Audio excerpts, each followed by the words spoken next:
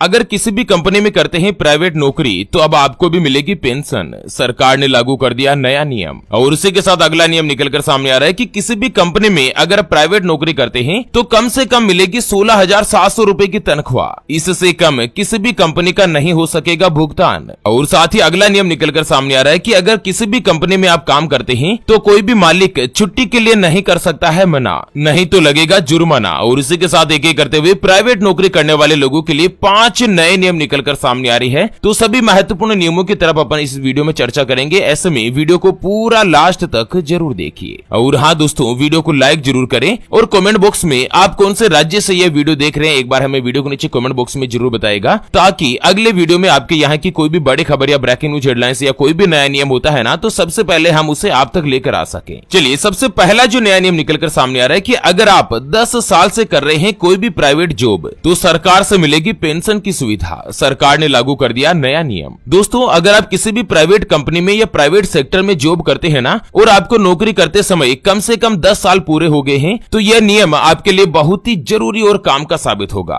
क्योंकि केंद्र की जो नरेंद्र मोदी सरकार की ओर से प्राइवेट सेक्टर के कर्मचारियों को भी रिटायर्ड के बाद हर महीने पेंशन देने की योजना की शुरुआत करी है। आपको बता दें, किसी भी कॉर्पोरेट में अगर कोई भी कर्मचारी 10 साल तक नौकरी कर लेता है, ऐसी स्थिति में उस कर्मचारी की 58 साल की उम्र होने के बाद उसे हर महीने पेंशन दी जाएगी। हालांकि इसके लिए हर महीने कर्मचारी की सैलरी से कुछ पैसे काटे जाते हैं जो कि पीएफ अकाउंट में जमा हो जाता है। और इस स्कीम का लाभ उठाने के लिए कर्मचारी का पीएफ अकाउंट होना जरूरी है। अगर आप 10 साल तक लगातार नौकरी कर लेते हैं और 10 साल तक आपका पीएफ कटता रहता है ना, तो प्राइवेट नौकरी के अंतर्गत भी आपको 10 साल पूर्ण होने के बाद जैसे ही 58 साल की उम्र होगी आपको पेंशन मिलना शुरू हो जाएगी। हालांकि पीएफ यानी कि कर्मचारी भविष्य निधि संस्था जो है ना, जिसमें 12% हिस्सा जो है कर्मचारी की तनख्वाह से काटा जाता है और 12% हिस्सा ही कंपनी की तरफ से मिलाया जाता है। कुल मिलाकर हर महीने उसे तनख्वाह का जो बेसिक अमाउंट होता है ना, उसका 24% तक बचत प्राप्त होती है। चलिए, अगला जो नया नियम निकलकर सामने आ रहा है कि अगर ड्यूटी के 30 दिन पूरे होने के बाद भी मालिक नहीं देता है तनख्वाह तो मालिक पर लगेगा जुर्माना। जी हाँ मित्रों, अगर आप कहीं पर भी जॉब करते हैं और ऐसे में आपको 30 दिन बीतने के बाद सैलरी मिल जानी चाहिए। यही नहीं बल्कि हर हाल में आपको महीना खत्म होने के 7 से लेकर 10 तारीख से पहले वेतन देने का प्रावधान है। सरकार ने नया नियम लागू किया है कि कोई भी वर्कर हो चाहे मजदूर हो, उसकी कोई भी तनख्वाह क्यों ना हो, ये मायने नहीं रखती है, चाहे वो किसी भी पद पर काम करता हो। अगला महीना लागू होते ही उसको 7 से लेकर 10 तारीख के बीच में तनख्वाह मिलनी जरूरी है। अगर कोई भी मालिक या कंपनी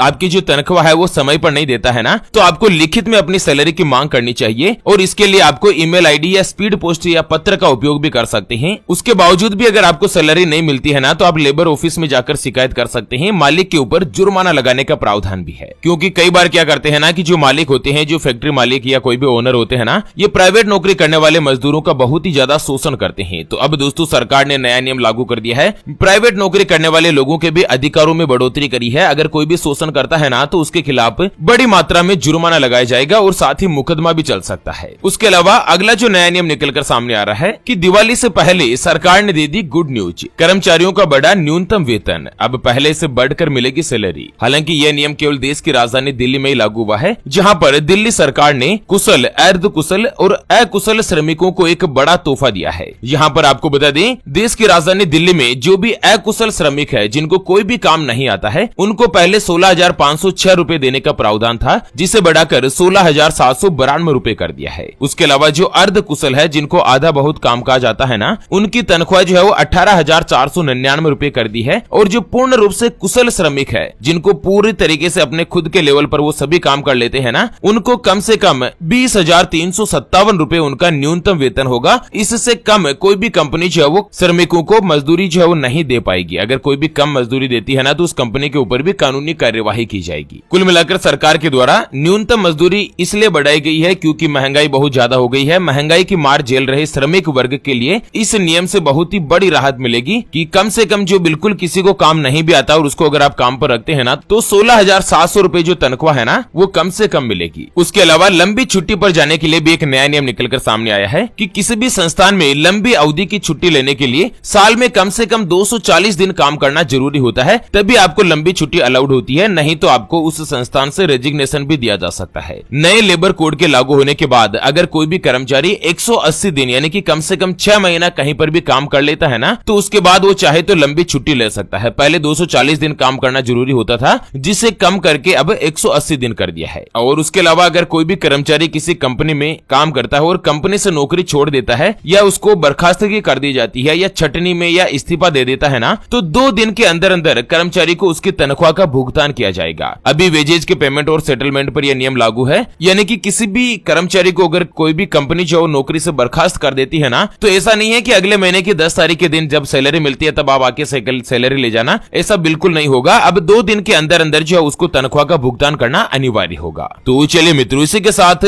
प्राइवेट नौकरी करने वाले कर्मचारियों के इस नए नियम के अपडेट को यहीं पर देती है विराम। फिर से होंगे हाजिर एक और नई और काम की जानकारी के साथ। तब तक के लिए जय हिंद, जय भारत, वंदे मातरम।